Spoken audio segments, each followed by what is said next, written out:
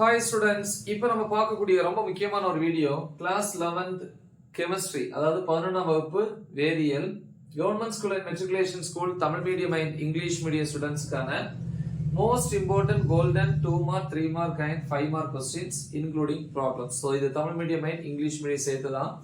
Unit 2ல வந்து ரொம்ப முக்கியமான கொஸ்டின்ஸ் பார்க்குறோம். யூனிட் 2க்கானது இது public exam 2026 100% confirm question. So இந்த கொஸ்டின்ஸை மட்டும் நீங்க தெளிவா ப்ரிப்பேர் பண்ணா போதும். 1 மார்க்ஸை பொறுத்த வரைக்கும் இன்சைட் 1 மார்க்ஸ் ஆல்ரெடி அப்லோட் பண்ணிட்டு நீங்க எப்படி டைப் பண்ணணும், 1 மார்க் டெஸ்ட் 1, 1 மார்க் டெஸ்ட் 2 இந்த மாதிரி டைப் பண்ணீங்கன்னா கண்டிப்பா வந்து அந்த இன்சைட் 1 மார்க்ஸை நீங்க நம்ம வீடியோ எடுத்து ப்ரிப்பேர் பண்ணிக்கலாம்.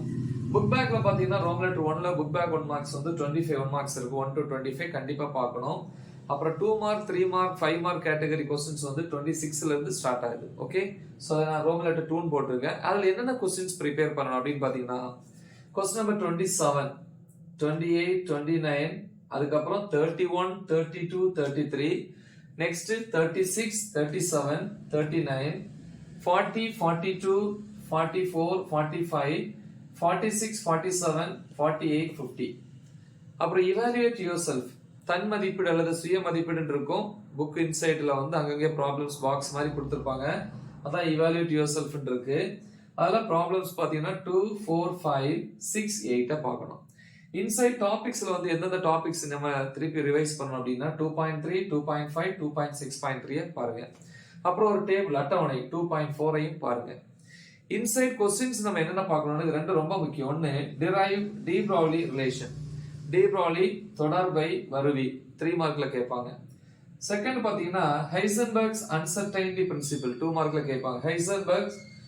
ஹைசன்பர்க்கின் நிச்சயமற்ற கொள்கை, அதை விளக்குகன்னு கேட்கலாம், எக்ஸ்பிளைனும் கேட்கலாம். திருப்பி எக்ஸ்சேஞ்ச் எனர்ஜி அப்படின்னா என்ன, அதாவது மாற்று சக்தி என்றால் என்ன. திருப்பி note on magnetic quantum number, அதாவது காந்த குவாண்டம் எண்.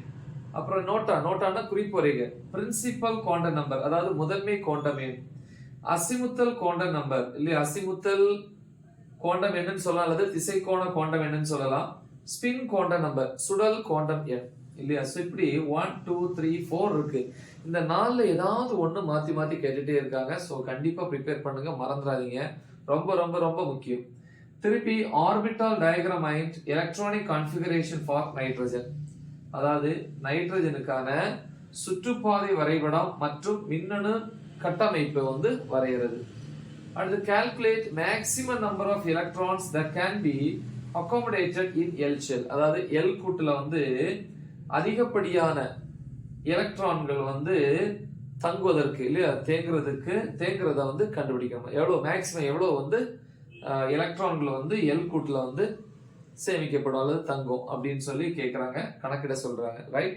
ஸோ இவ்வளவு கொஸ்டின்ஸை வந்து நீங்க தெளிவா ப்ரிப்பேர் பண்ணுங்க. யூனிட் 2 பொறுத்த வரைக்கும் தாராளமா போதும். ரைட். முக்கியமான ஒரு வீடியோ, நல்லா தெளிவா பிராக்டிஸ் பண்ணுங்க. மறக்காம இதை உங்க ஃப்ரெண்ட்ஸுக்கு ஷேர் பண்ணுங்க. All the best. தேங்க்யூ.